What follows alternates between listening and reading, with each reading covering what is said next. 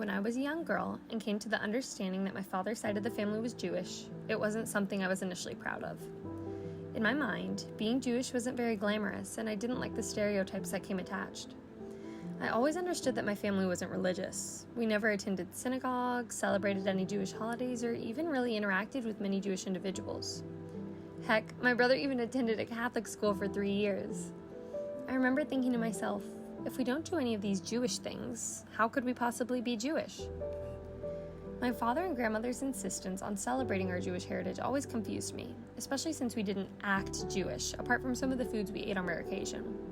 Whenever they would meet other Jewish individuals, they would get so excited and embrace them as if they were family.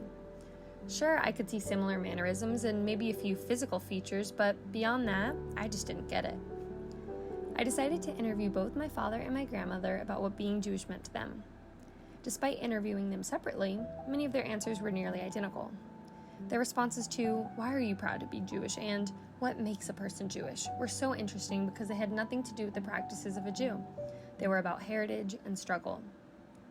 The Jewish community has undeniably faced tremendous adversity and scrutiny. My grandmother was born in New York at the beginning of the Holocaust. Her name, Carol Ann, was intentionally chosen to sound Christian, for many Jews, even in the U.S., lived in fear of the Nazi regime. While her family was fairly progressive and they weren't really practicing Jews, her late husband's side of the family was very conservative and religious. Her father-in-law even helped start a synagogue at Great Neck. My father recalls visiting his grandparents for family dinner and almost feeling uncomfortable wearing a yarmulke as his grandfather sang in Hebrew. Him and his brother, Adam, struggled to contain their laughter during these meals, feeling so foreign and unnatural. I guess that's the best way I can describe my relationship with being Jewish. Foreign. It's always felt as though Judaism was so far away from me, like a distant relative you never knew, maybe didn't even speak the same language as them.